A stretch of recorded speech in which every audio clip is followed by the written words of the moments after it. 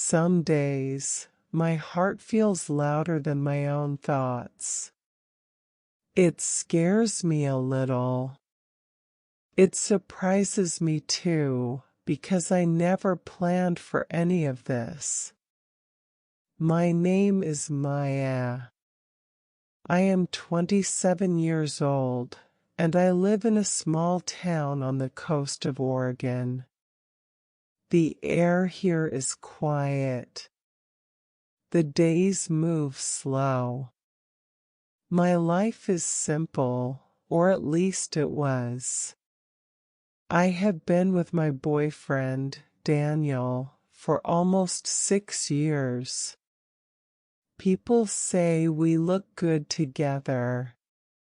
He works at a local hardware store and likes quiet evenings. He cooks the same dinner almost every Friday.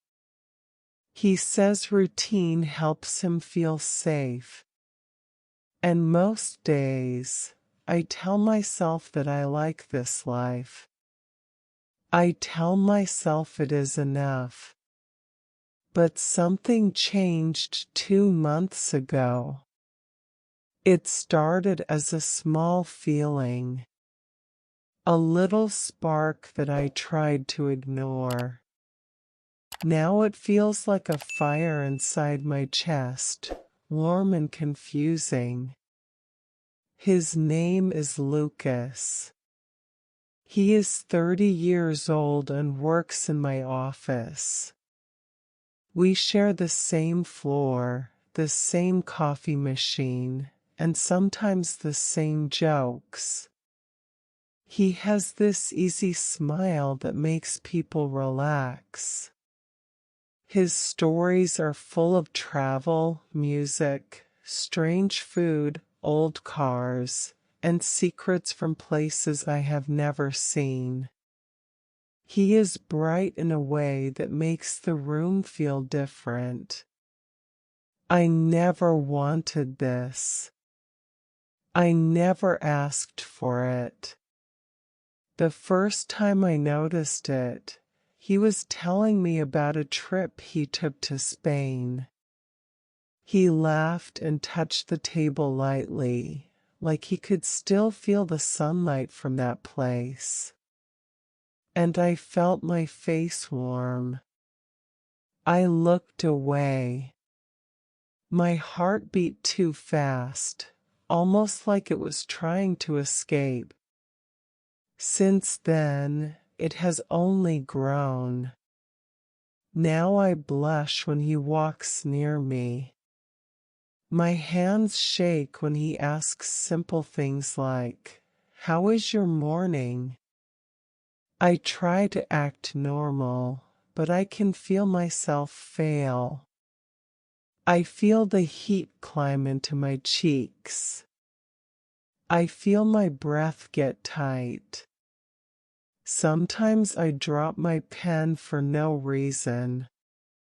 Once, I even forgot my own password and had to restart the computer while he stood next to me.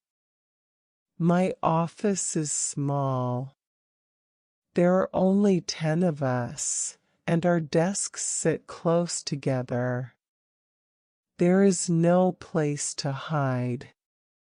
Every day I tell myself, keep your distance.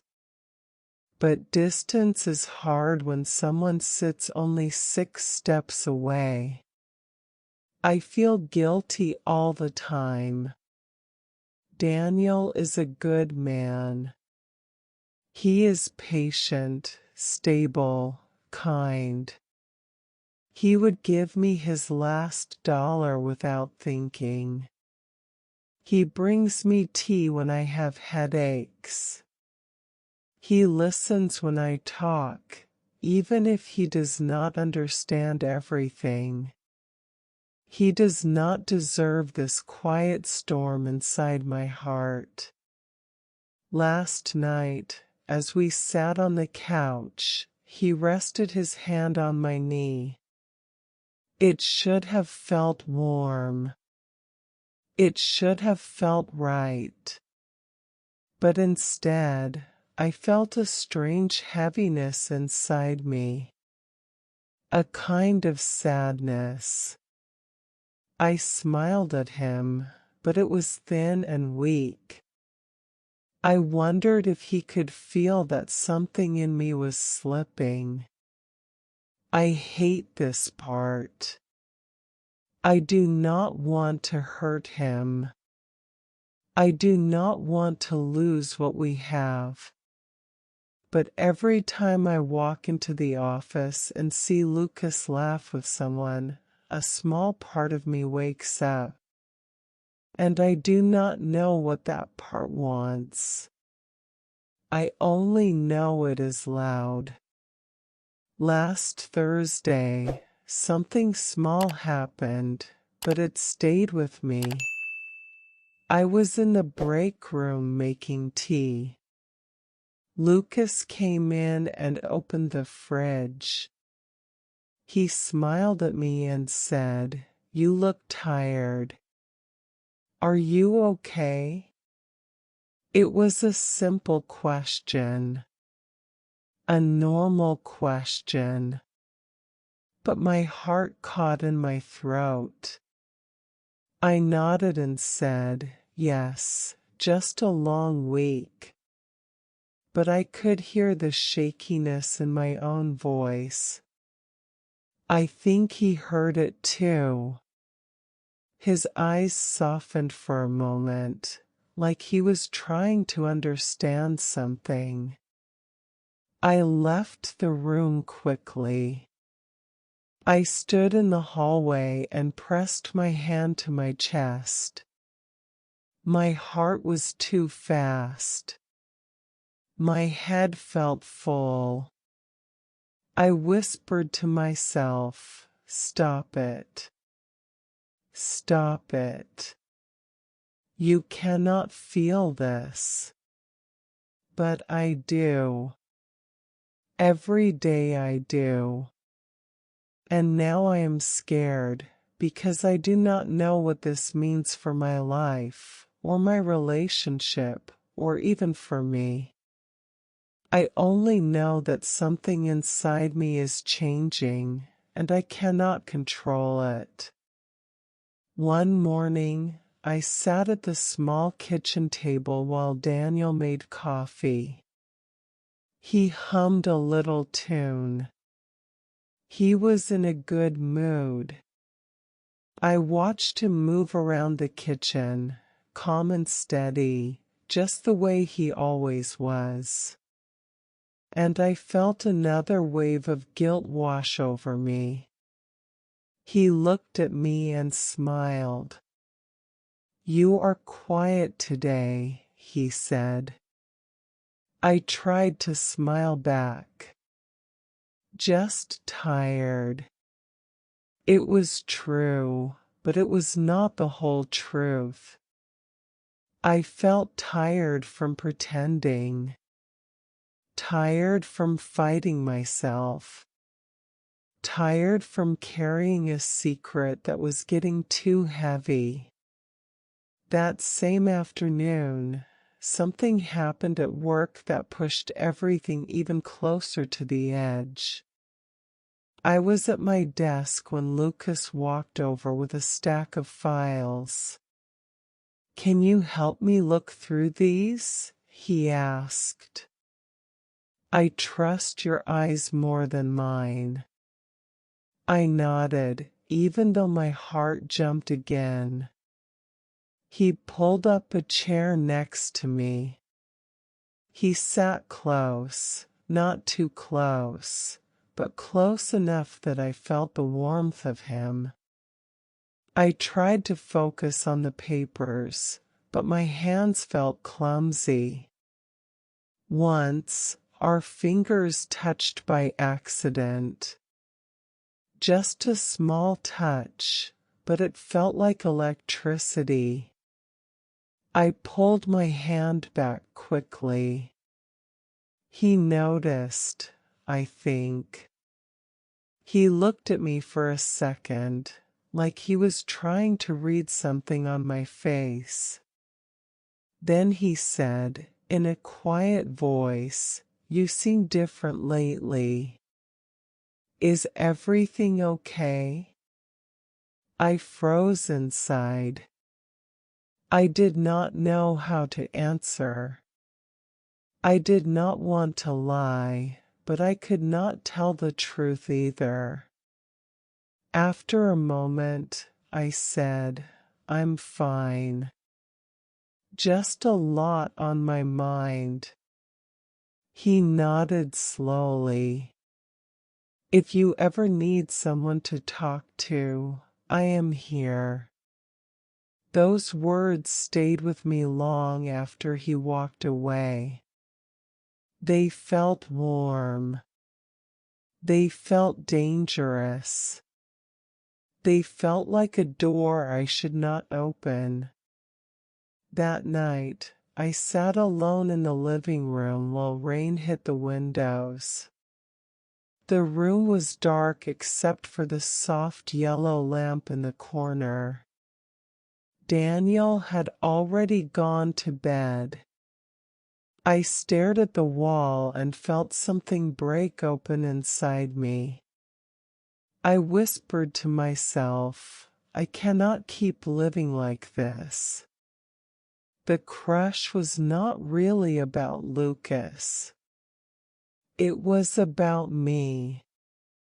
It was about the part of me that felt stuck, the part of me that wanted more than routine and quiet days, the part of me that missed feeling alive. I loved Daniel, but I also felt trapped in the life we built. And that truth hurt more than anything. The next morning, I sat down with him at the kitchen table. My hands shook a little. He looked at me with sleepy eyes. "I need to talk," I said. He nodded. "Okay. What's wrong?" I took a slow breath. "I feel lost. I feel confused about us. I feel like I need time to understand myself." I did not mention Lucas. It was not about him anymore. It was about the place inside me that was asking for honesty. Daniel looked hurt, and my chest tightened when I saw it. He asked quiet questions. I gave quiet answers. We both cried a little. We did not break up that morning.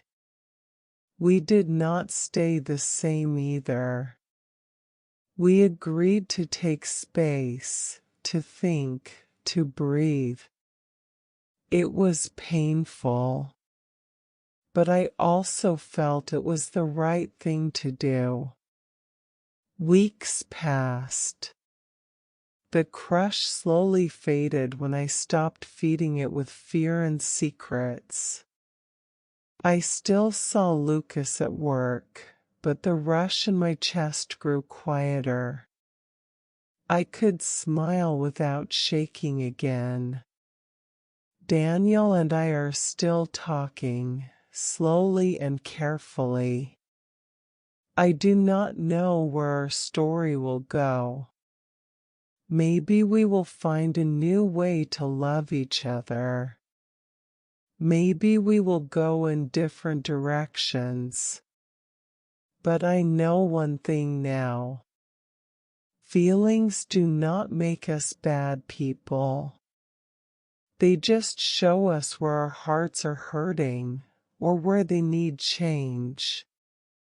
And sometimes we have to listen. What do you think Maya should do next?